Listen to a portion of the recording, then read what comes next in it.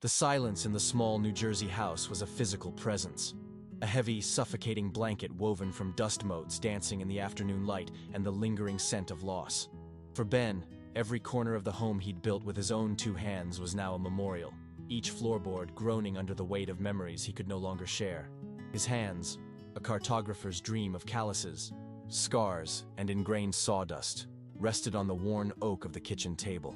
These were the hands that had framed the walls, laid the roof, and held Helena's when the sickness began its relentless march. They were the hands of a master carpenter, capable of crafting beauty from raw timber, yet utterly powerless to mend the shattered framework of his own life. The air itself was a cruel cocktail of scents. The resinous perfume of pine and cedar from his workshop, a constant reminder of his identity, mingled with the faint, ghostly echo of Helena's jasmine lotion on a sweater draped over a nearby chair. He hadn't been able to bring himself to move it. Outside, the world moved on. Cars rumbled past, neighbors mowed their lawns. But inside, time was a thick, stagnant pool. The stack of mail on the counter was a testament to reality's intrusion. Each envelope a stark white threat with an angry red window displaying a final notice. The mortgage, the leftover medical bills that modern medicine charged for the privilege of a slow defeat. They were piling up, a mountain of paper he had no strength to climb. His grief was a full-time job with no pay, and it was making him fall behind on the one that actually kept the lights on. He knew he was drowning, slowly, in the quiet, respectable poverty that Helena's family had always accused him of embodying, a silent confirmation of their worst assumptions about the man their daughter had chosen. But it wasn't the fear of foreclosure that hollowed out his chest.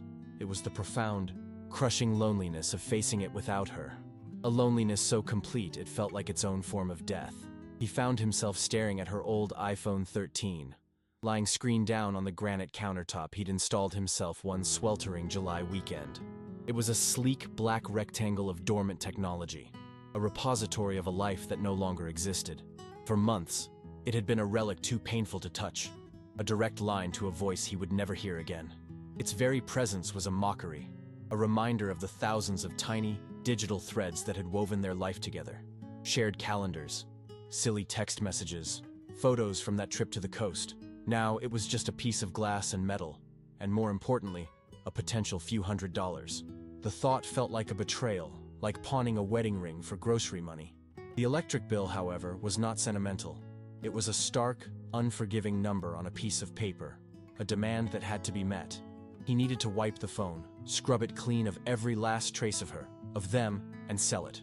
The process felt like a digital burial, an erasure he wasn't ready for but couldn't afford to postpone. He could almost hear Eleanor, Helena's older sister, her voice dripping with the condescending pity she reserved for him. "Of course he's selling her things," she would say to her parents over brunch in some sterile Manhattan restaurant. "What else would you expect? It's what people like him do." The thought of her smug, vindicated expression sent a hot wire of shame through him, a feeling he'd grown accustomed to in the presence of his in-laws. They had never seen him. They had only ever seen his blue collar, his modest income, the dirt under his fingernails that would never quite wash away. To them, he was the project, the working-class novelty who had somehow enchanted their Helena and dragged her down from the lofty heights of her trust fund and family legacy. If you enjoy stories of karma, hidden secrets, and the quiet power of the underestimated, subscribe now to witness how the truth always finds a way to surface. The first time he met Eleanor was at a family dinner in their cavernous Upper East Side apartment, a place that felt more like a modern art museum than a home. The air smelled of money, a sterile blend of expensive perfume and industrial-strength cleaning products. Eleanor had shaken his hand with two fingers, her grip as limp and dismissive as her smile. Her eyes, the color of polished steel, had performed a swift and brutal appraisal, cataloging his off-the-rack blazer, his slightly too worn leather shoes, and the nervous sweat beating on his temple under the glare of the track lighting. She moved with a predatory grace, her black stilettos clicking on the marble floors like the countdown of a timer. Throughout the evening, she had directed questions at him that were disguised as polite interest but were, in fact, carefully calibrated weapons. A carpenter. How artisanal, she'd mused, the word artisanal somehow sounding like a synonym for quaintly impoverished. She asked about his annual income with the same detached curiosity a scientist might inquire about the mating habits of a rare insect. When he'd given her the figure, a number he was proud of, a testament to years of hard work and skill. She had simply raised a perfectly sculpted eyebrow and taken a slow sip of her wine, the silence that followed more damning than any insult. He had felt himself shrink under her gaze, his accomplishments turning to ash in his mouth. Helena had squeezed his hand under the table, a silent apology for her family's suffocating snobbery, but the damage was done. From that moment on, the battle lines were drawn. He was the outsider, the blue-collar stain on their pristine family portrait, and Eleanor was the self-appointed gatekeeper, determined to protect her sister from the perceived squalor of a life built on love and labor, instead of inherited wealth and shell companies. That memory, sharp and bitter, propelled him into action. The past was a luxury he couldn't afford to dwell in. The present was a stack of bills demanding his attention. He picked up the iPhone, its smooth, cold surface a stark contrast to the rough texture of his calloused fingers. The screen was dark, a black mirror reflecting his own tired, grief-stricken face. He pressed the side button, and for a moment, nothing happened. The battery was dead. Of course it was. It had been sitting there for 6 months, a silent monument.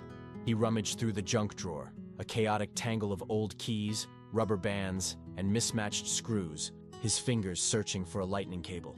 The search was a frantic, clumsy affair, his frustration mounting with every passing second. The simple act of finding a charger felt like an insurmountable obstacle, another small failure in a long line of them. Finally, his fingers closed around the familiar plastic casing. He plugged the charger into the wall and the phone into the cable, the small click of the connection echoing in the silent kitchen. The screen flickered to life, displaying the low battery icon, a tiny sliver of red against a black void. It was a start. He left it on the counter, a patient vigil, the small electronic device tethered to the wall like a patient on life support. He watched it, the weight of his decision settling in his stomach like a cold stone. Every minute it charged was a minute closer to wiping away the last digital vestiges of his wife. He imagined the process, tapping through menus, confirming the erase all content and settings command, and watching as years of shared history were reduced to a string of zeros and ones. It was a necessary violence, a practical amputation, but it felt no less brutal. The wallpaper appeared first, a sun-drenched photo of him and Helena on the beach, their faces crinkled in laughter, the ocean a brilliant blue behind them. The sight was a punch to the gut, a sudden, sharp intake of breath that felt like inhaling broken glass. He had forgotten that was her background. He had forgotten the warmth of that day, the taste of salt on her lips, the easy, uncomplicated joy that had seemed so limitless at the time. His thumb hovered over the screen, the muscle memory of unlocking it still intact, but he hesitated. To go further was to begin the process of erasure. It felt like a desecration. He could feel the heat of shame rise in his neck, a familiar burn. What would Helena think of him now? So desperate that he was selling her last phone to keep the lights on? The thought was a fresh wave of grief, so powerful it threatened to pull him under. He forced it down, compartmentalizing the pain with the grim efficiency of a man who had no other choice. This wasn't about disrespect. It was about survival. He was a practical man, a builder. You couldn't let a structure rot because you were sentimental about one of the beams. You had to reinforce, rebuild, or tear it down to save the foundation. His life was the foundation now, and it was crumbling. He finally pressed his thumb to the sensor, and the phone unlocked with a soft click, opening up to a screen of colorful app icons. It was a digital ghost town. Notifications, months old, were clustered at the top of the screen. Missed calls from her friends in the weeks after her death, condolence emails from colleagues, reminders for appointments she would never keep. Each one was a small, sharp sting, a paper cut on his soul. He had to get this over with, before he lost his nerve completely. The next day, he took a job on the other side of the state, a custom cabinetry project for a wealthy client in a gated community. The work was a balm, a familiar rhythm of measuring, cutting, and joining that demanded his full attention. The clean, sharp scent of freshly sawn maple filled his lungs, temporarily displacing the stale air of his grief-filled house. Here, in the controlled chaos of a workshop, he was king. His hands moved with an innate, confident intelligence, transforming raw planks of wood into objects of precise beauty. The world outside, with its bills and its sorrow and its condescending in-laws, ceased to exist. There was only the hum of the table saw, the bite of the chisel, the satisfying rasp of sandpaper on wood. It was his sanctuary, The only place where he felt truly competent, truly himself. The client, a man who wore a suit that cost more than Ben's monthly mortgage payment, would occasionally wander in, marveling at the progress. "Incredible," the man would say, running a hand over a perfectly flush dovetail joint. "True craftsmanship. It's a dying art." Ben would just nod, accepting the compliment with a quiet humility. He didn't need the validation. The proof was in the work itself, in the tight seams, the balanced doors, the flawless finish. It was an honest trade, a tangible skill that produced something real and lasting. He thought of Eleanor in her glass tower in Midtown, moving numbers around on a screen, creating wealth from nothing but algorithms and aggressive phone calls.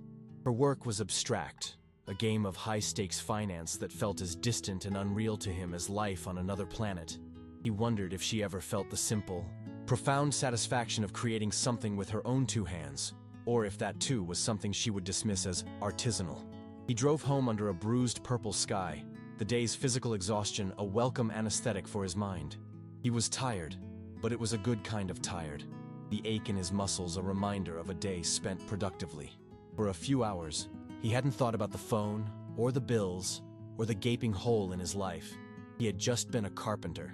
As he turned onto his street, a cold knot of dread began to form in his stomach. It started as a faint unease, a flicker of wrongness he couldn't quite place. Maybe it was the way the evening shadows were falling, or maybe it was just the usual wave of despair that always greeted him upon returning to the empty house. But as he pulled into the driveway, the feeling intensified. The front door. He always, without fail, used the deadbolt. It was a habit ingrained from years of living alone before Helena, a simple security measure.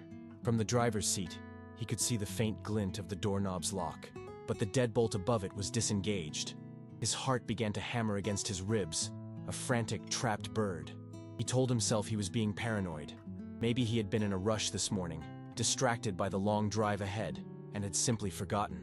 It was possible, but it didn't feel possible. It felt like a violation, a disturbance in the fabric of his carefully controlled world. He killed the engine, the sudden silence amplifying the frantic thumping in his chest. He sat for a long moment, his hands gripping the steering wheel, his eyes fixed on the front door of the house that was supposed to be his sanctuary, the one safe place left in the world. A cold sweat trickled down his spine. Something was wrong. He could feel it in his bones, a primal instinct screaming that his territory had been invaded. He entered the house cautiously, his work boots silent on the hardwood floor. The air was different, colder. It carried a faint, alien scent that didn't belong. The sharp, chemical sweetness of an expensive perfume, Eleanor's perfume. The realization hit him not as a thought, but as a physical blow, knocking the air from his lungs. He moved through the downstairs rooms, his eyes scanning for what was out of place. At first, nothing seemed obviously disturbed. The television was still there, the furniture was in its place. But the wrongness was still there, a subtle discordance. It was in the living room that he saw the first evidence. The wall above the sofa, where a collection of framed family photos had hung, was now a blank expanse of beige paint, punctuated by a series of naked picture hooks. His wedding photo, gone. A picture of Helena as a child, grinning with a missing front tooth, gone. A candid shot of the two of them, laughing on a park bench, gone. His blood ran cold. He moved to the small mahogany chest where Helena had kept her grandmother's jewelry. The box was there, but it was open, its velvet lining starkly empty. He hadn't even thought about the jewelry. Its monetary value was insignificant compared to its sentimental worth. He stumbled through the house like a man in a nightmare, cataloging the empty spaces. The small watercolor paintings Helena had done in college were gone from the hallway. The antique bookshelf was missing a row of her favorite classic novels. It wasn't a robbery. A robber would have taken the TV, the laptop, the power tools in his garage. This was something else. This was a targeted, systematic erasure of his wife's memory from their shared home. It was an act of breathtaking cruelty, a theft, not of things, but of a life. And then he saw it, placed dead center on the polished surface of the kitchen table, a single sheet of heavy, cream-colored cardstock. It was the kind of stationery that cost $5 a sheet, thick and ostentatious. Written in a sharp, flawless cursive was a message, each letter a perfectly formed instrument of contempt. Securing Helena's valuables. The family will handle this. There was no signature, none was needed. The The words were as unmistakably Eleanor's as the expensive perfume that still haunted the air. The note was not an explanation.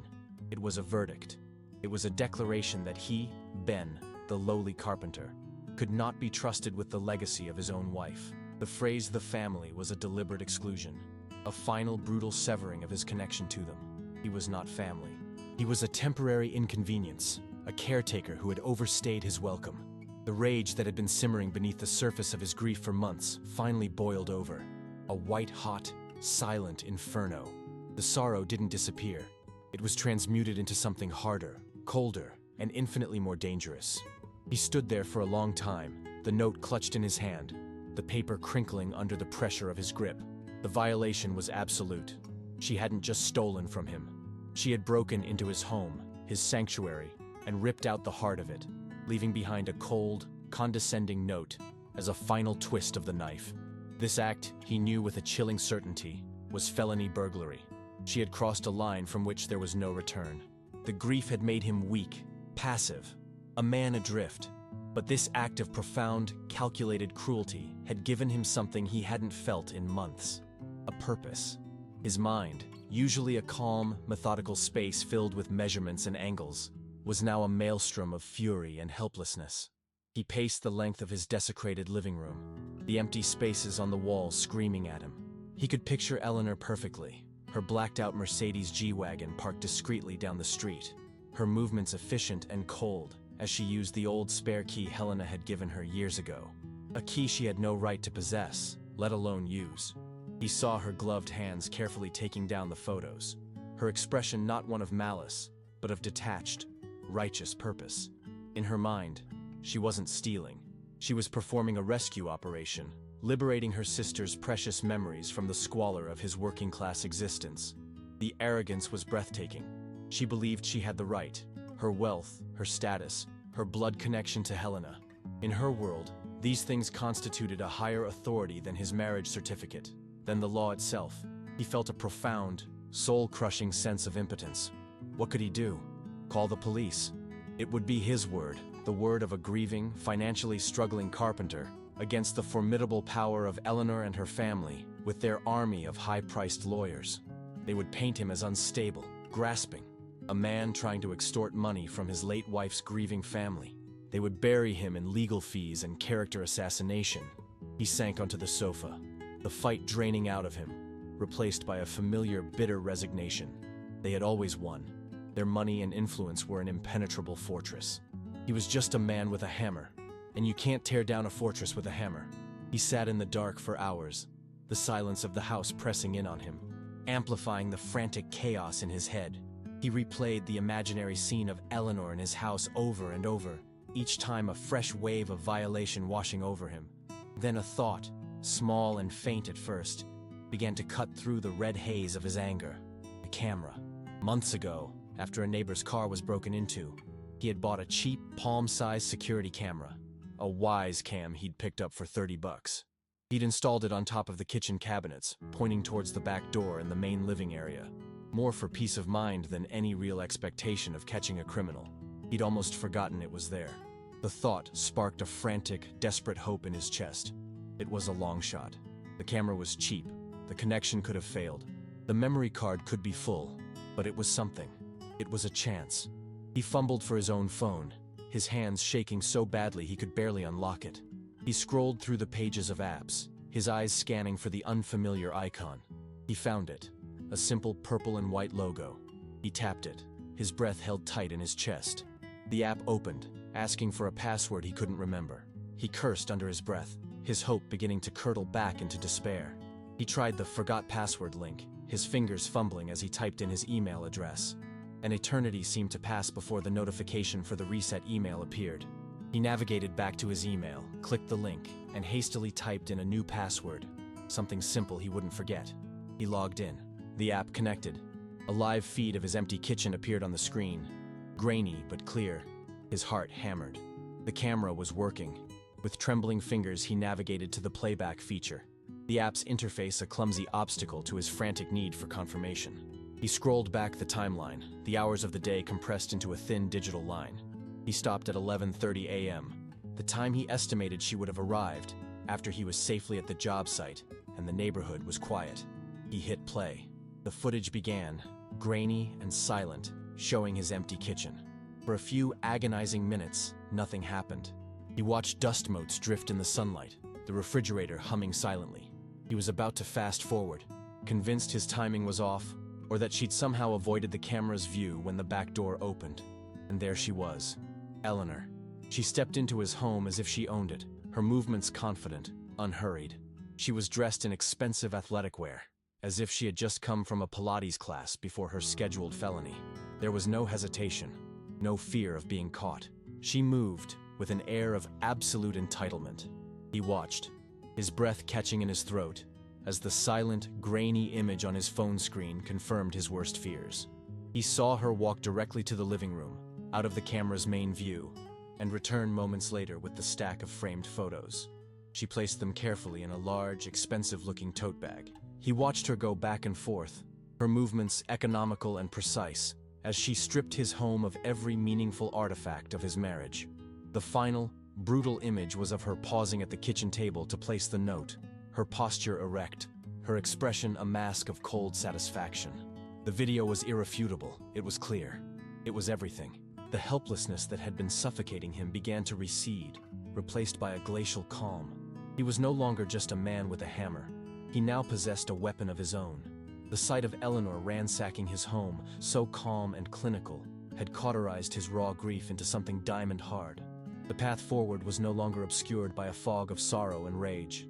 It was a straight, clear line. He knew, with an instinct he couldn't explain, that a direct confrontation would be a fatal mistake. She would lie. She would gaslight him. She would turn it around, making him the villain, the unstable widower harassing her in her time of grief. No, that was her world, her game, played with words and influence. He needed to operate in a world of facts, of evidence, of consequences. His eyes fell upon Helena's iPhone, still charging on the counter. His original plan, to wipe it and sell it for a few $100s, now seemed laughably naive, a relic from a different life. That phone was no longer just a painful memory or a solution to a past-due bill.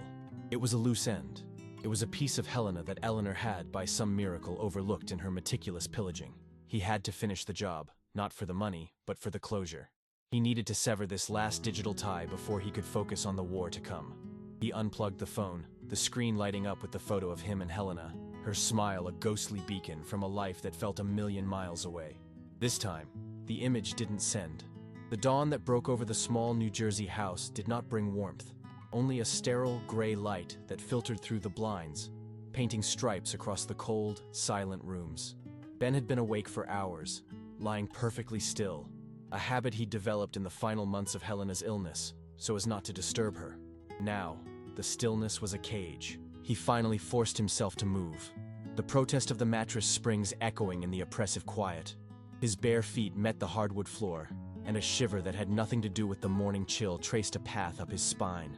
The house, once a sanctuary of shared laughter and the scent of Helena's cooking, now felt like a meticulously maintained mausoleum. Every object was a relic, every shadow a ghost.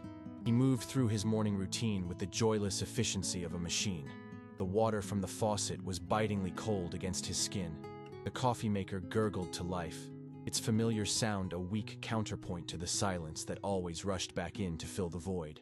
He stood at the kitchen window, sipping the bitter black coffee, and stared at his own reflection in the dark glass. A tired man with shadows under his eyes, a ghost in his own home. His gaze drifted to the corner by the back door where his work gear waited, his boots caked with the honest dirt of a construction site, and his backpack. It was a decade-old canvas affair, its once khaki fabric faded to a nondescript beige, stained with grease, wood glue, and the faint, indelible mark of a coffee spill from 3 years ago. The leather patches on the bottom were scuffed and worn, the brass zippers tarnished. To Ben, it was an extension of himself. Reliable, unpretentious, built to endure. It held his tools, his lunch, his life. He knew, however, exactly how Eleanor saw it. In her world of pristine leather briefcases and designer totes, his backpack was a symbol of everything she despised about him. It was the physical manifestation of his blue-collar existence, a grubby, tangible piece of evidence of the life she felt Helena had been dragged down into. The thought of her even glancing at it made a familiar hot shame crawl up the back of his neck, a feeling as predictable as the sunrise. He knew she was coming today, and he braced himself for the quiet, soul-crushing judgment that always accompanied her presence. A judgment that would find fault in every worn surface of his simple life. Her arrival was not announced by the polite chime of the doorbell, but by the low, predatory growl of an engine that was utterly alien to the quiet suburban street.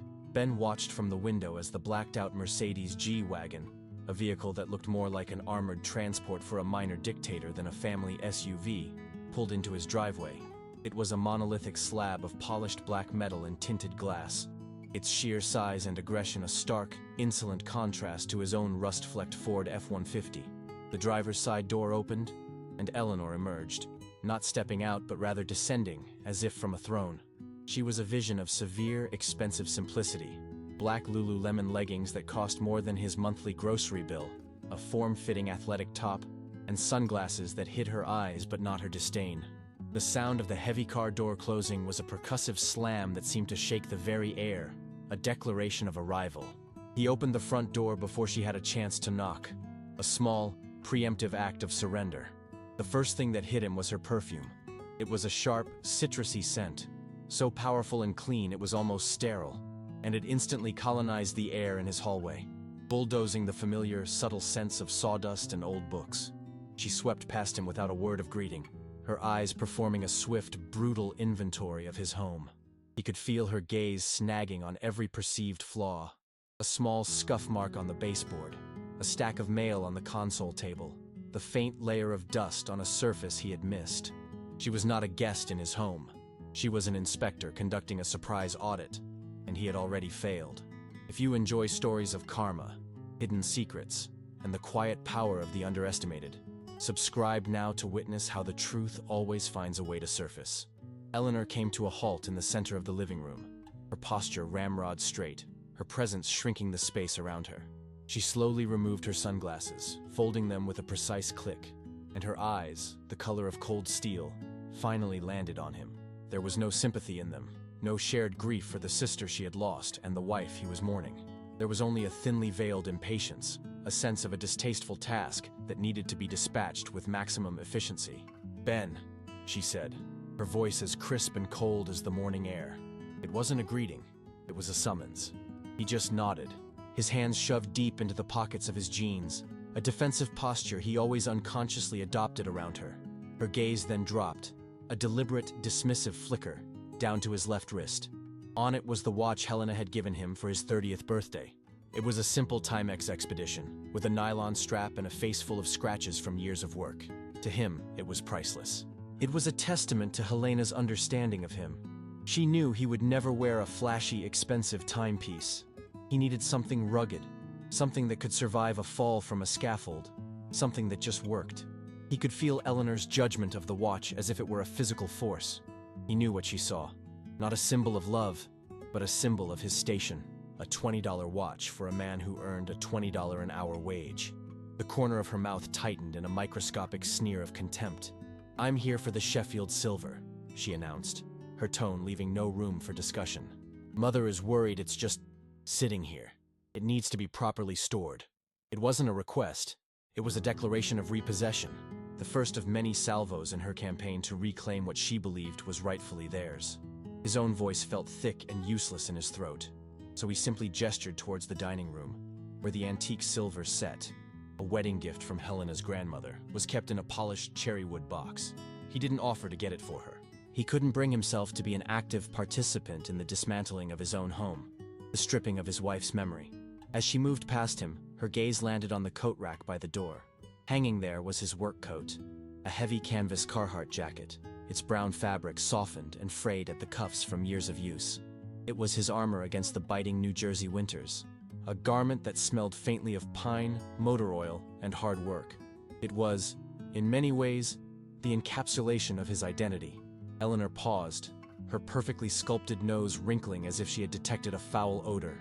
She didn't say a word, but her expression was an entire monologue of disgust. The coat was, to her, no different than his backpack. It was another piece of evidence for the prosecution. another exhibit in the case against him she was constantly building in her head. He watched her, his jaw so tight he could feel a dull ache beginning to radiate up into his temples. He imagined, for a fleeting, satisfying moment, what it would feel like to tell her to get out of his house, to scream at her that these things, this life, this home, were his and Helena's, built not with trust funds and inherited wealth, but with their own four hands. But the words died before they could form. The power imbalance between them was a chasm too wide to shout across. He was the poor carpenter, the charity case. She was the family, the executor, the one who held all the cards.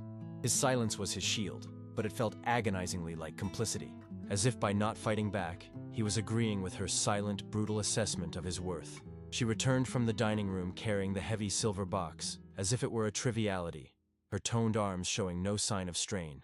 She placed it on the kitchen counter with a soft, definitive thud. The air was thick with unspoken accusations, with years of resentment and class-based animosity. Ben stood rooted to the spot, a trespasser in his own kitchen, as she prepared to deliver the final, crushing blow. She turned to face him, her expression shifting from simple disdain to something that looked almost like pity, a condescending, clinical sympathy that was far more insulting than her open contempt. "Ben, we need to be realistic about the situation," she began, her voice softening into a tone one might use with a particularly slow child. "You're not equipped to handle these things. Helena's legacy." The words hung in the air between them, each one a carefully polished stone thrown directly at his heart. Not equipped. It was the summation of everything her family had ever thought of him. He wasn't smart enough, he wasn't wealthy enough, he wasn't cultured enough. He was just the carpenter, the man with the calloused hands and the cheap watch, a temporary custodian of a life that had always been far too good for him. The shame was a physical sensation, a cold, heavy liquid pouring into his stomach, stealing the air from his lungs. He could feel the blood drain from his face, leaving his skin feeling tight and cold. He said nothing. He simply stood there and took it, his apparent submission a perfect mirror of the powerlessness he felt inside. Eleanor gave a small, satisfied nod, as if his silent acceptance was exactly what she had expected. She picked up the silver box, her car keys jingling softly, the only sound in the suffocating silence. As she walked out the door, she left him alone with the lingering, toxic scent of her perfume and the brutal echo of her verdict, a judgment that confirmed his deepest fear, that without Helena, he was nothing at all.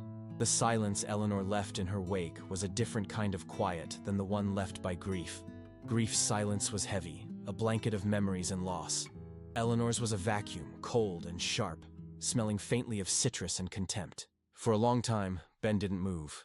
He stood in the center of his kitchen, a statue carved from disbelief, his feet rooted to the linoleum floor he and Helena had picked out together on a rainy Saturday. He replayed her final words in his mind, the phrase "not equipped," echoing in the hollow space she had carved out in his chest. It was the distillation of a decade of slights, 1,000 condescending glances, 100 questions about his finances, disguised as polite conversation. He had absorbed it all, swallowed the bitter taste of their judgment for Helena's sake, because her happiness was a shield against their snobbery. But Helena was gone now, and the shield was gone with her. The words, without her to soften their blow, landed with the full, brutal force of their intent. He felt a tremor start in his hands, a low-frequency vibration of pure, unadulterated rage. It was an unfamiliar sensation. His anger had always been a slow burn, like damp wood that smoldered but never caught. This was different. This was gasoline on an open flame. The shame she had so expertly cultivated in him was burning away, leaving behind something harder, something forged and sharp. He began to pace, his worn work boots thudding a frantic, angry rhythm on the floorboards. The house felt contaminated, violated. Her presence had been an invasion, a hostile occupation of his last remaining sanctuary. He walked into the living room, his eyes scanning the empty spaces on the walls where their life together had been documented, and the cold knot of suspicion in his gut tightened into a certainty. She hadn't just come for the silver. That was the pretext, the socially acceptable excuse. Her true mission had been far more insidious. He moved with a grim, methodical purpose now, the carpenter in him taking over, assessing the damage. The living room was the first and most brutal confirmation. The wall above the sofa was a desolate landscape of beige paint and naked picture hooks. His wedding photo, the one where Helena's veil was caught in the wind and they were both laughing, was gone. The picture of them on their first anniversary, covered in mud after a failed hiking attempt, gone. Every captured moment of joy, every paper and ink testament to their love, had been systematically removed. It was an erasure. He felt a wave of nausea so profound, he had to grip the back of the sofa to steady himself. This wasn't about securing valuables. This was an attempt to rewrite history, to edit him out of his own life, to reduce his marriage to a temporary, regrettable chapter in the grand narrative of the Sheffield family legacy. He stumbled into the hallway, his heart hammering against his ribs. The small, delicate watercolor paintings Helena had done in college, landscapes of the New England coast, were gone. He moved to the antique bookshelf in the corner, a piece he had painstakingly restored for her as a birthday gift. A whole shelf of her favorite books, worn paperbacks of Austen and the Brontes, their spines cracked from countless readings, had been cleared out. He could picture Eleanor's gloved hands, plucking them from the shelf, her expression one of grim duty, as if she were liberating priceless artifacts from a barbarian's hovel. The sheer, breathtaking arrogance of it stole the air from his lungs. She had walked through his home, his and Helena's home, and acted as judge, jury, and repossession agent, deciding with cold, unilateral authority what he was and was not worthy of keeping. It was a theft, not of property, but of memory itself, an act of psychological warfare so cruel it bordered on the sociopathic. And then he saw it. Placed with surgical precision in the exact center of the kitchen table was a single sheet of heavy, cream-colored cardstock. It was the kind of stationery that felt important, its texture a subtle boast of its own expense. He picked it up, his calloused fingers feeling clumsy and crude against its pristine surface. On it, written in a flawless, sharp cursive that was as severe and controlled as Eleanor herself, were two short sentences. Securing Helena's valuables. The family will handle this. There was no signature. None was needed. The words were a brand, searing her ownership onto this act of violation. The phrase, "the family," was a blade, deliberately twisted to sever his last, tenuous connection. He was not family. He was a problem to be managed, an unfortunate loose end to be tied up. He read the note again and again, the words blurring as a red haze of fury descended over his vision. The condescension, the absolute dismissal of his rights as Helena's husband, her legal next of kin, was so profound, it was almost surreal. She had committed a felony, burglary, breaking and entering, and left a signed confession. So confident was she in her own impunity. She believed her wealth and status made her untouchable, that the law was a tool for people like her to wield against people like him, not the other way around. He crushed the note in his fist, the thick paper crinkling and groaning in protest. The grief that had defined his existence for months was gone, incinerated in this white-hot moment. In its place was a cold, terrifying clarity. The quiet, grieving carpenter was gone. The man standing in the ruins of his plundered home was someone else entirely. A man who had just been handed a declaration of war he had no intention of losing. He sank onto a kitchen chair, the mangled note still clutched in his fist, his mind racing. He was a builder, a problem solver. He dealt in angles, measurements, and tangible solutions. And the problem in front of him was Eleanor. Calling the police was his first visceral instinct, but he immediately dismissed it. He could already play the scene out in his head, his frantic, emotional testimony against her calm, collected denials. Her high-powered lawyer would paint him as a grieving, unstable husband, lashing out, perhaps even trying to extort the family. They would bury him in legal motions and character assassinations. It would be his word, the word of a man who smelled of sawdust and drove a 10-year-old truck, against the word of a senior vice president from the Upper East Side. He knew who the world was conditioned to believe. It was a rigged game, and he couldn't win by playing her way. He needed something she couldn't dismiss, something she couldn't lie her way out of. He needed proof. And as his gaze swept across the violated kitchen, his eyes landed on a small, innocuous black square perched atop the kitchen cabinets, half hidden by a fake ivy plant Helena had put up there years ago. The Wise Cam. He had bought it for $30 on Amazon after a neighbor's car was broken into. A cheap piece of plastic and circuitry he'd installed and promptly forgotten about. The hope that surged through him was so intense it was painful. A desperate electric shock to his system. It was a long shot. The Wi-Fi could have been down. The memory card could be full. It might not have even been recording. But it was a chance. It was the only chance he had. His hands shook as he pulled out his own phone, his thumb fumbling to unlock the screen. He scrolled frantically through pages of apps, his heart pounding a deafening rhythm in his ears, searching for the simple purple and white logo. He found it, tapped it, and held his breath, praying to a god he hadn't spoken to in years. The app opened to a login screen. His mind was a blank. He had no memory of the password he'd set up over a year ago. A wave of despair washed over him, the brief spark of hope threatening to extinguish. He stabbed at the forgot password link, his fingers feeling thick and clumsy on the small screen. He typed in his email, his eyes glued to the screen, waiting. An eternity passed in the space of 30 seconds before the notification for the reset email finally appeared. He navigated to his inbox with a speed he didn't know he possessed, clicked the link, and typed in the simplest password he could think of. He logged in. The app spun for a moment, connecting, and his entire world narrowed to the small, glowing rectangle in his hand. Then, it appeared. A live feed of his empty kitchen, grainy and silent, but undeniably real and active. The camera was working. He felt a surge of adrenaline, a hunter's focus. With trembling fingers, he found the playback feature and scrolled the timeline back through the silent, empty hours of the morning. He stopped at 11:30 a.m., a calculated guess. He pressed play. He watched his empty kitchen. The refrigerator hummed. Dust motes danced in a sunbeam. Nothing. His heart sank. Maybe she came earlier. Maybe she used the front door. Then, the back door swung open, and Eleanor stepped into the frame. She was there, in his house, moving with the cool, unhurried confidence of a homeowner. He watched, breathless, as the silent film of her crime played out. He saw her walk out of frame and return with the stack of photos. He saw her make trip after trip, her large designer tote bag filling with the pieces of his life. He watched her place the note on the table, her posture perfect, her expression a mask of cold satisfaction. He had her. It was all there, recorded in silent, grainy, irrefutable detail. The rage didn't lessen, but it changed, solidifying from a hot, chaotic fire into a block of glacial ice. He was no longer a victim. He was a man holding a weapon, and he knew with absolute certainty that his war for justice had just begun. The video played on a silent loop on his phone screen, a grainy, damning pantomime of violation. Eleanor, moving through his home with the entitled grace of a conqueror, her actions a cold, calculated dismantling of his life. The initial volcanic eruption of rage had passed, leaving in its wake a terrifying, crystalline calm. The heat had forged his grief into something new, something sharp and unyielding. He was no longer a man adrift in sorrow. He was a man with a target.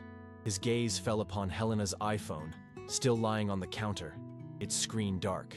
His original plan, to wipe it, sell it, and use the paltry few $100s to keep the lights on for another month, now seemed like a relic from another man's life. That phone was no longer a symbol of loss he needed to erase for his own sanity. It was a piece of the puzzle, a part of Helena that Eleanor, in her meticulous plunder, had overlooked. It was a loose end, and he knew, with the unshakable certainty of a carpenter checking a plumb line, that you never leave loose ends. He picked up the device, its smooth, cold glass, a stark contrast to the heat still radiating from his skin. The wallpaper, that sun-drenched photo of them on the beach, flickered to life. Before, it had been a punch to the gut. Now, it was a reminder of what had been stolen, a ghost demanding justice. He wasn't just erasing a phone anymore. He was clearing the battlefield before the first shot was fired. And he had a chilling premonition that the secrets this phone held were far more valuable than the few $100s he had so desperately needed just hours before. He navigated to the settings menu, his thumb hovering over the Erase All Content and Settings button.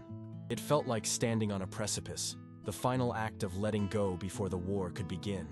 But a flicker of morbid curiosity, a final, desperate need to connect with some part of her that Eleanor hadn't tainted, stayed his hand. He found himself tapping on the mail icon instead. The app opened to an inbox cluttered with months-old junk mail, promotional offers, and notifications for sales that had long since expired. It was a digital graveyard. He began to scroll, a mindless mechanical action, when a series of subject lines from the weeks leading up to her final hospitalization caught his eye.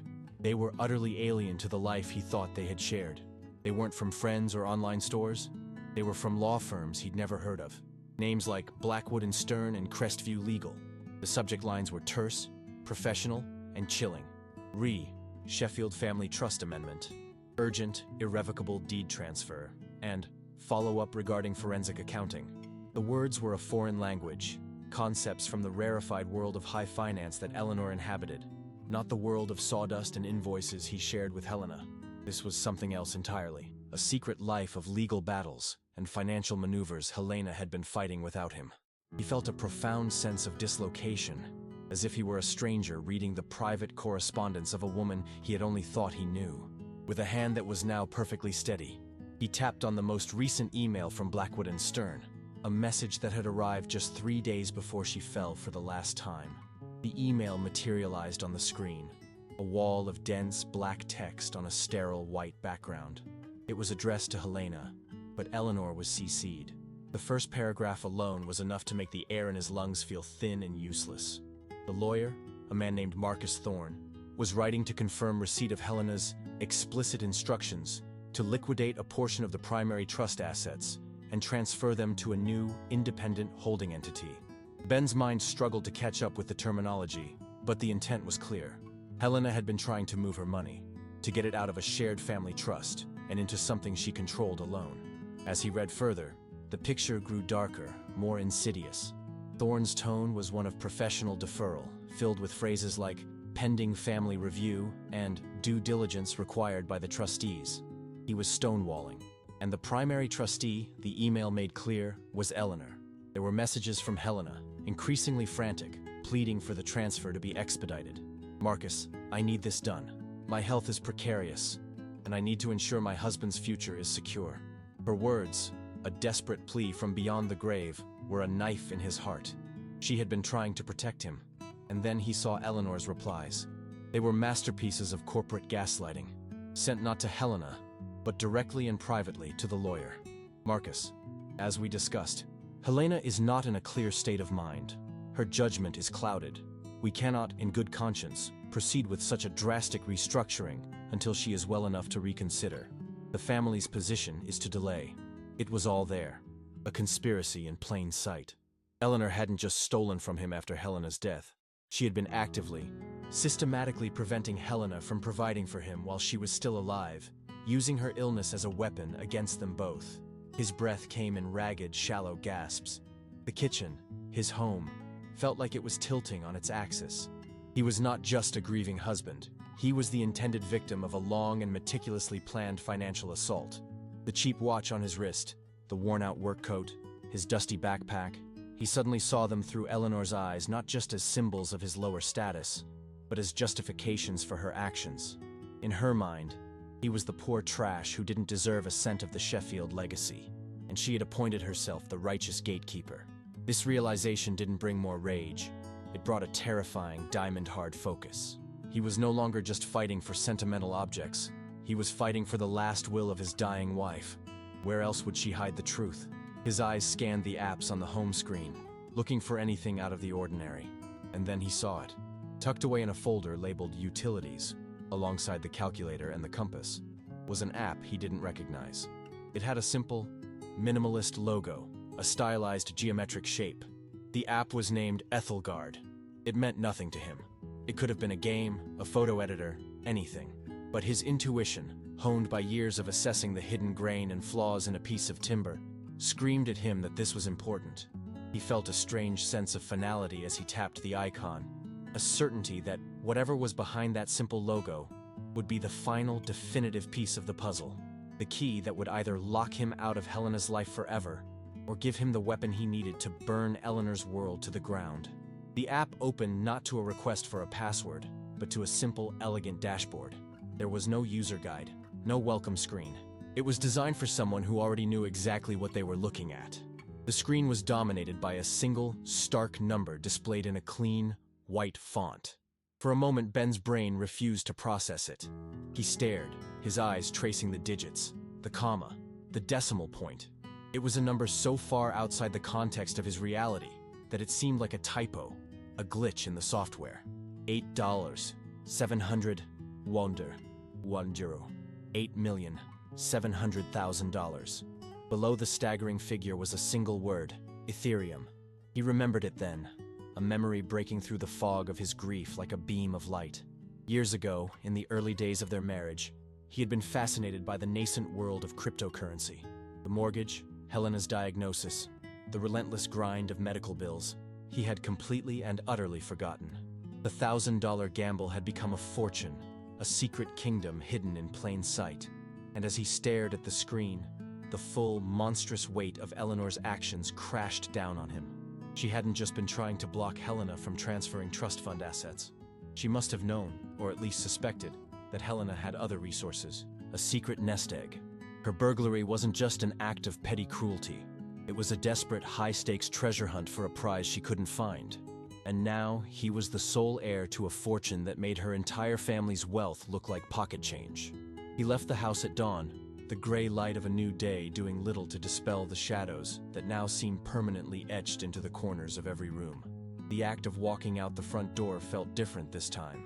It wasn't the escape of a grieving man seeking a few hours of distraction in the honest labor of his trade.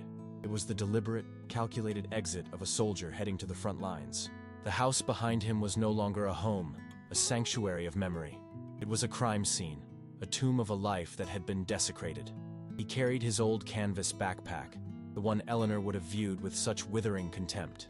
Its familiar weight on his shoulders was a comfort, a piece of his old self he was carrying into this new, alien territory. But its contents were transformed. Instead of a thermos of coffee and a sandwich wrapped in wax paper, it held the instruments of his revenge. Helena's iPhone 13, now fully charged and holding secrets worth millions, and a small USB drive onto which he had copied the damning security footage, the silent, grainy film of Eleanor's felony. He locked the deadbolt with a final, definitive click, the sound echoing with a finality that resonated deep in his bones. The man who had lived in this house, the quiet carpenter who absorbed insults and swallowed his pride for the sake of peace, had died in it yesterday. The man who walked away from it now was someone else entirely, a man forged in the crucible of betrayal and grief. He was cold, methodical, and possessed of a clarity so sharp it felt like a blade in his own mind. The carpenter who measured twice and cut once was now applying that same ruthless precision to a new set of materials: arrogance, greed, and the intricate machinery of the law. He wasn't just driving away from his past. He was driving toward a specific address he had found in Helena's emails, the first stone to be laid in the foundation of Eleanor's ruin. The address led him not to a gleaming skyscraper in Manhattan, but to a discreet, ivy-covered brownstone in a wealthy, old-money corner of northern New Jersey. The firm was called Sterling Private Wealth, a name that whispered of discretion and generational fortunes, not the loud, aggressive roar of Eleanor's private equity world. He parked his dust-covered F-150 between a gleaming black Bentley and a dark green Jaguar, an act that felt like a small, deliberate intrusion. Walking into the lobby was like entering another dimension. The air was cool and still, smelling of old leather, lemon polish, and the crisp, clean scent of money that had been laundered through decades of respectability. A woman with a serene smile led him to a corner office overlooking a manicured garden. The man who stood to greet him, a Mr. Alistair Finch, was in his late 60s, dressed in a tweed jacket that looked soft enough to sleep in. His eyes, however, were sharp and missed nothing as they took in Ben's worn jeans, his calloused hands, and the faded logo on his polo shirt. Ben could see the polite, professional mask of a man accustomed to dealing with the eccentric heirs of vast fortunes. But he could also see the flicker of confusion. He sat, placed Helena's phone on the vast, polished mahogany desk between them, and slid it across. "My late wife, Helena Sheffield, was a client of yours. I believe you helped her set up a holding entity under the name Ethelgard. I need to secure the assets, immediately." The shift in Finch's demeanor was instantaneous. The polite confusion vanished, replaced by a laser-like focus. He spoke of cold storage wallets, encryption keys, and the immediate need to liquidate a portion of the volatile assets into a diversified portfolio of bonds and blue-chip stocks. The financial fortress was being built, stone by digital stone. And as the final transfer was initiated, Ben knew the first phase of his war was won. With the fortune secured, insulated from any potential legal attacks from the Sheffield family, Ben asked Alistair Finch for one more thing: the name of the most aggressive, relentless, and morally flexible litigator he knew. Finch didn't hesitate. He picked up a heavy, old-fashioned telephone and made a call. An hour later, Ben was sitting in another office, this one a world away from the quiet, old-money comfort of the bank. The law firm of Vance & Associates occupied the top floor of a glass and steel tower in Jersey City, with a panoramic view of the Manhattan skyline that felt like a declaration of war. The air here didn't smell of leather. It smelled of ozone from the humming servers and the faint, metallic scent of fear. Arthur Vance was the human embodiment of the office. He was a man in his 50s with a predator's stillness, dressed in a suit so sharply tailored it could have been cut from obsidian. His eyes were the color of a winter sky, and they assessed Ben with an unnerving, predatory intelligence. Ben didn't present his story with emotion. He didn't speak of his grief or his shock. He started with the note, placing the creased cream-colored cardstock on the glass table. Then, he inserted the USB drive into the massive monitor on the wall and, without a word, played the security footage. He watched Vance's reflection in the screen as the silent, grainy video of Eleanor ransacking his home played out. Vance's expression didn't change, but Ben saw a flicker of something in his eyes, the gleam of a shark that has just scented blood in the water. Finally, Ben had him open the chain of emails between Helena, Eleanor, and the family's lawyer, revealing the deliberate, systematic conspiracy to block Helena from securing his future. When the evidence had been presented, Vance leaned back in his chair, a slow, chilling smile spreading across his face. "Mr. Carpenter," he said, his voice a low, dangerous purr, "what they've done is not just cruel. It's a gift. They've handed us a loaded gun." The days that followed were a blur of focused, relentless activity. Ben found a new purpose, a mission that consumed every waking moment and silenced the ghosts that haunted his empty house. He operated out of Arthur Vance's sterile conference room, a space that quickly became his war room. The transformation in his demeanor was absolute. The passive, grieving husband was gone, replaced by a quiet, formidable strategist. He moved with an unnerving calm, his carpenter's mind perfectly suited to the task of building a complex legal case. He saw it all as a structure. The police report for felony burglary, which Vance had a detective friend file with quiet efficiency, was the foundation. Solid, concrete, and undeniable. The certified statements from Alistair Finch, documenting the existence and legal transfer of the $8.7 million estate, were the load-bearing walls, capable of withstanding any assault. The emails, meticulously organized and time-stamped, were the steel beams of the framework, proving intent and conspiracy. Ben reviewed every document, every motion, every clause of the non-disclosure agreements Vance's team was drafting. His questions were sharp, insightful, and always focused on reinforcing the structure, on eliminating any potential weakness that Eleanor's high-priced legal team might try to exploit. Vance and his associates watched him with a growing sense of awe. They were used to emotional, scattered clients. Ben was different. He was a force of nature, a quiet storm of meticulous preparation. He was building Eleanor's cage, bar by painstaking bar, and he would not rest until every joint was perfect and every lock was secure. The final piece of the architecture was the trap itself. It wasn't enough to sue her, to have her charged. That would be a protracted, messy battle fought on her terms, in the public eye where her family's narrative of the grieving, unstable widower could take root. No, Vance had devised something far more elegant, far more brutal. The plan was to orchestrate a meeting, a final settlement negotiation, at their offices. It would be framed as an opportunity for the Sheffield family to strong-arm the poor carpenter one last time, an invitation they would be unable to resist.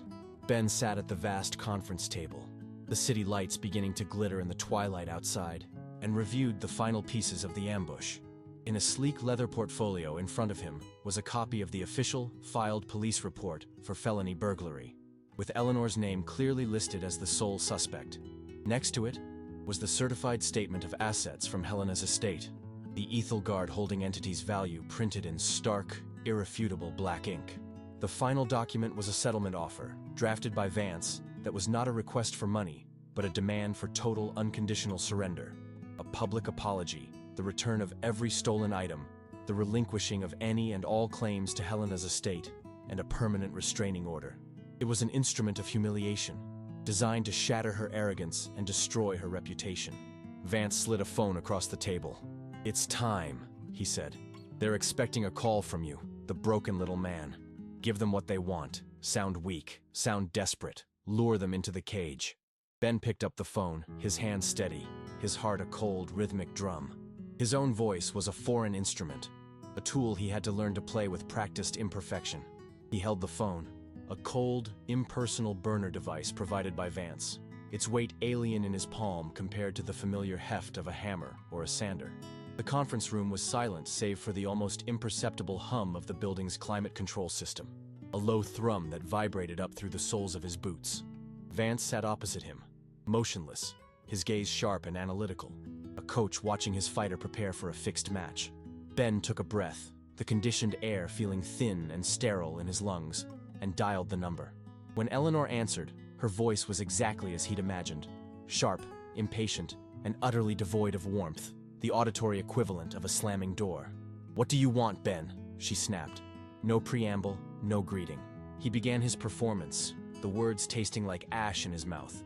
He spoke of the bills, the pressure, the impossibility of it all. He told her he couldn't fight, that he didn't have the energy or the resources. He made his voice crack when he mentioned Helena's name. He was giving her exactly what she wanted, what she had always believed him to be.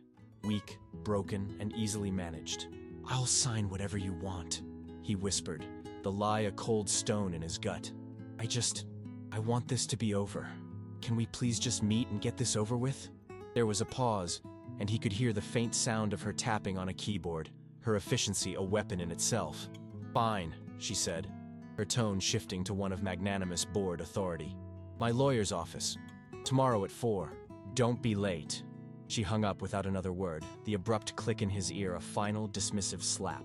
He met Vance's gaze across the table, his own eyes no longer holding the reflection of a broken man, but the cold, hard certainty of a master craftsman who had just set the final, critical piece of his trap perfectly into place.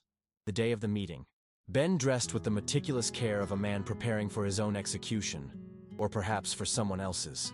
He put on his own clothes first, a pair of dark, clean jeans, his worn leather work boots, and a simple gray Henley shirt.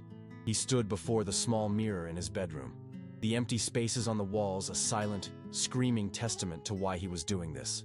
He saw the man she saw, a simple laborer, his face etched with fatigue and grief, his hands a roadmap of calluses and scars. This was the man she was expecting to crush. Then, methodically, he removed the clothes and put on the armor Vance had provided. It was a charcoal gray suit, tailored to fit his lean frame, a crisp white shirt, and a simple dark blue tie. When he looked in the mirror again, he saw a stranger, a ghost in expensive clothing. The suit didn't make him feel powerful. It felt like a costume, the final piece of his role as the defeated party. A black town car, sent by Vance, arrived at his house precisely at 3 o'clock. The ride into the city was silent, a funereal procession moving through the mundane afternoon traffic. Eleanor, flanked by her parents and a lawyer who looked like he had been sculpted from polished granite. They didn't look at him. They looked through him, their gazes fixed on some distant point over his shoulder, as if he were a piece of furniture, a minor obstacle to be navigated. He followed them into the elevator, the scent of Eleanor's perfume filling the small space. A suffocating, chemical clean that was designed to erase any other scent that dared to exist in its presence. And he knew they felt the absolute certainty of their victory, never once suspecting they were being led to a gallows of his own design. The conference room was a theater of corporate power, a sterile, panoramic cage overlooking the meticulously manicured grounds of Bryant Park. One entire wall was a sheet of glass, displaying the city below like a conquered territory. A colossal mahogany table, polished to a mirror shine, dominated the space, its surface reflecting the cold, recessed lighting from the ceiling. Ben took a seat opposite the Sheffield contingent, with Arthur Vance to his right, a silent, imposing figure in his own dark suit. The contrast was a chasm. On one side, the Sheffields, a united front of wealth and arrogance, their lawyer already opening a pristine leather briefcase. On the other, Ben, the lone carpenter in his borrowed suit, and his silent, shark-like attorney. Eleanor did not wait for pleasantries. She was the conductor of this execution, and she began with an air of brisk, irritated efficiency. "Let's not drag this out," she said, her voice echoing slightly in the vast, quiet room. Her lawyer, a man whose smug expression seemed to be a permanent feature, slid a thick, leather-bound document across the table. It landed in front of Ben with a soft, definitive thud. "This is a final settlement agreement," the lawyer stated, his voice smooth and condescending. "The Sheffield family has graciously agreed to offer a one-time payment to assist with your transition." He said the word transition as if it were a euphemism for a terminal disease. "In exchange, You will waive any and all future claims to Helena's estate, return any remaining personal effects, and sign a comprehensive non-disclosure agreement. Eleanor leaned forward, her steel-colored eyes fixing on him. It's more than generous, Ben. It's enough to pay off that little house and get a fresh start. It's what Helena would have wanted, for there to be no more ugliness. The lie was so audacious, so breathtakingly hypocritical, it almost made him laugh. He looked down at the document, the heavy cream-colored pages filled with dense, impenetrable legalese. He saw the insulting figure they were offering, a sum that was a rounding error to them, presented as an act of profound charity. He slowly reached for the expensive fountain pen their lawyer had placed beside the document, feeling its perfect weight and balance in his calloused hand, a tool far different from the ones he was used to, but one he would now wield to bring their entire world crashing down. He did not read the document. He didn't need to. He knew every clause was a carefully crafted insult, every sentence a testament to their disdain for him. He uncapped the pen, the motion slow and deliberate, the small, satisfying click echoing in the tense silence of the room. He could feel Eleanor's eyes on him, her victory so close she could taste it. He could see the faint, triumphant smirk playing on her lawyer's lips.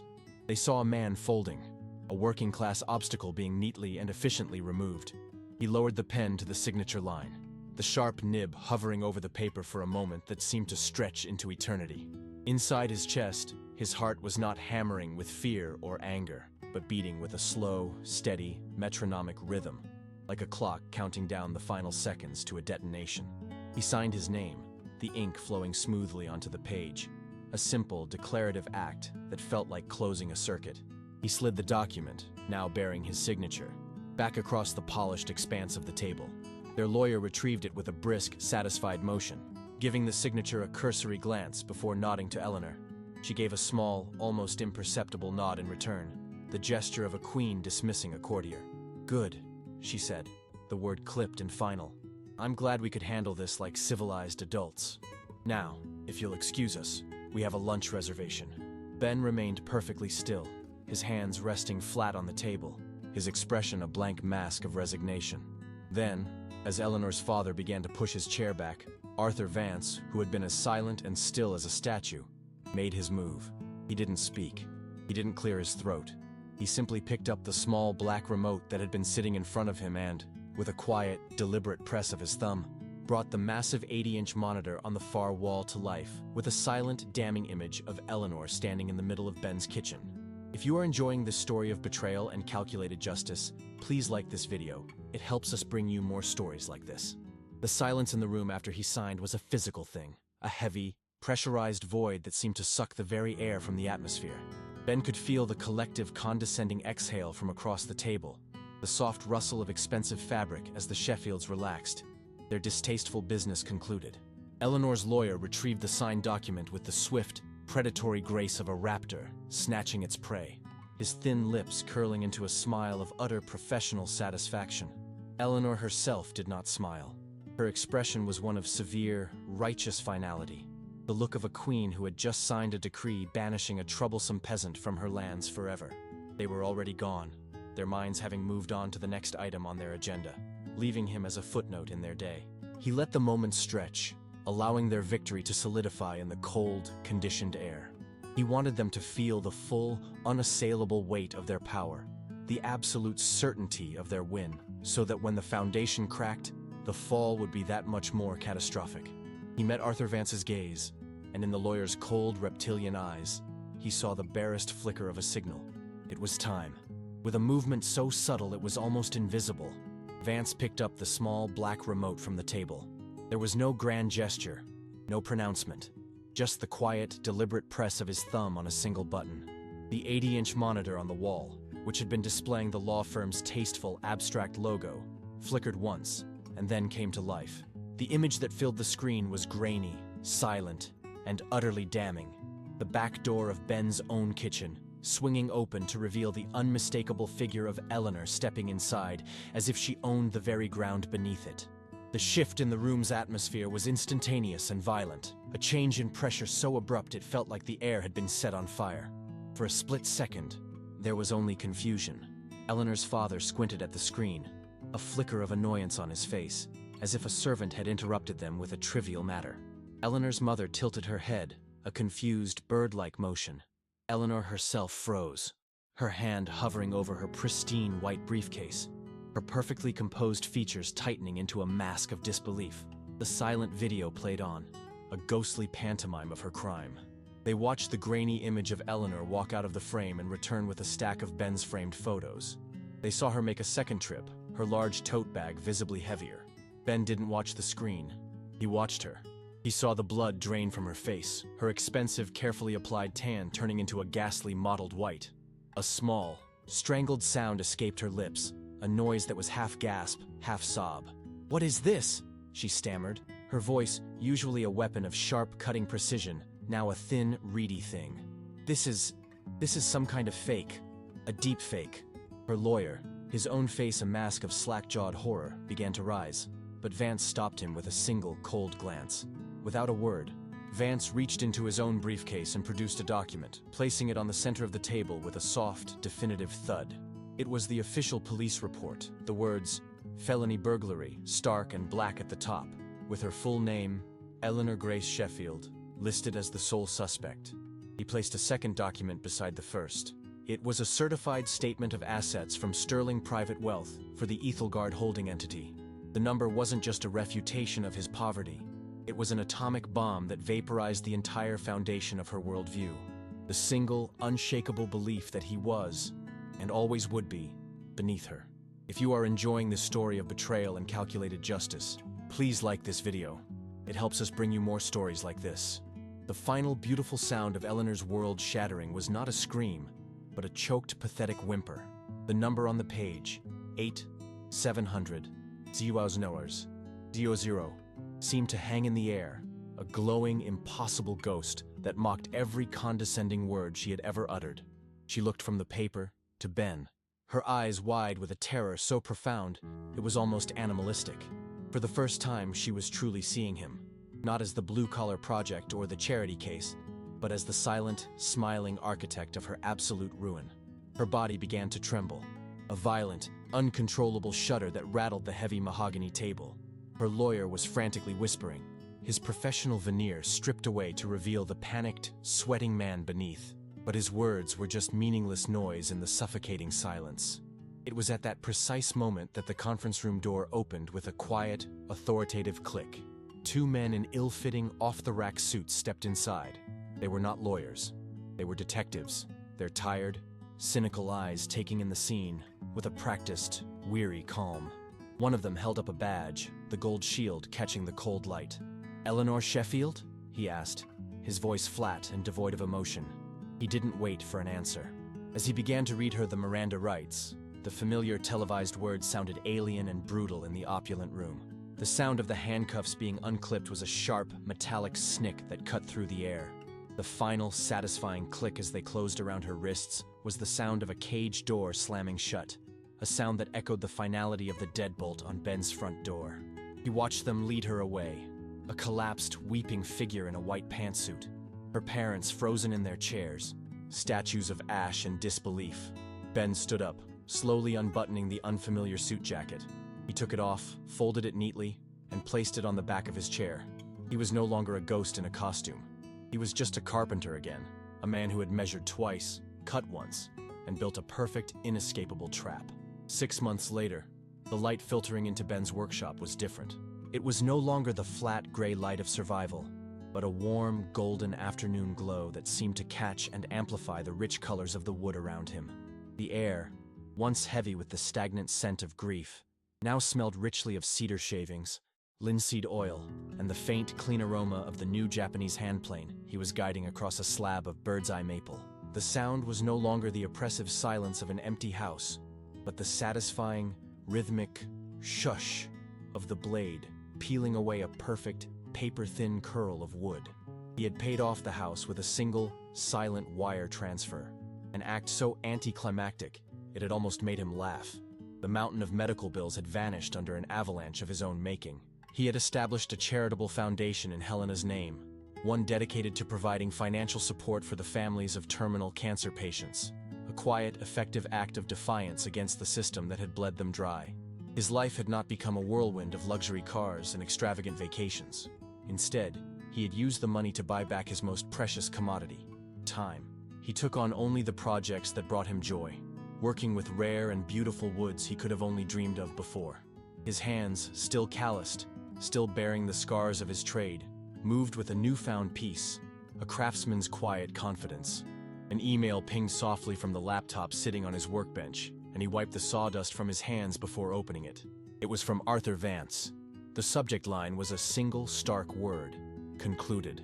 The G-Wagon was gone, the penthouse sold to cover legal fees, her name a toxic whisper in the social circles she had once ruled. It was not a victory that brought him joy, but a somber, necessary balancing of the scales, a final, quiet settling of a debt. Vance's email ended by noting that, per the settlement, the final consignment of personal effects had been dispatched and would arrive today, closing the case file for good. The arrival was not a grand affair, but a simple brown cardboard box delivered by a bored-looking courier, its sides plastered with shipping labels and fragile stickers. Ben signed for it and carried it inside, its weight both insignificant and immeasurably heavy. He placed it on the kitchen table, the same table where Eleanor had left her condescending note, and for a long moment he just looked at it. He could hear the faint, muffled rattling of picture frames inside. With the same utility knife he used to score drywall, he sliced through the packing tape, the sound loud in the quiet house. He folded back the cardboard flaps. On top, nestled in a bed of bubble wrap, was the Sheffield silver, tarnished and looking strangely cheap without the context of Eleanor's arrogance to give it a false shine. He set the heavy box aside without a second thought. Beneath it were the things that mattered. He carefully lifted out the framed photographs, one by one. There was their wedding picture, Helena's laugh forever captured in the silver gelatin. There was the shot of them on the muddy hiking trail, their faces alight with a simple, uncomplicated joy that no trust fund could ever purchase. He unwrapped Helena's small watercolor paintings, the blues of her New England seascapes, as vibrant as the day she'd painted them. He found her worn paperback copy of Pride and Prejudice, its spine broken, a faint, ghostly scent of her jasmine lotion still clinging to the pages. He ran his thumb over the cover, a physical connection to a memory, a life. He thought of the numbers on the statements Alistair Finch sent him, the cool, abstract millions sitting in diversified, professionally managed accounts. That money was a tool, a weapon that had bought him justice and security. It had a price. But this, what he held in his hands, had a value that could not be calculated. This was his true inheritance, the real legacy.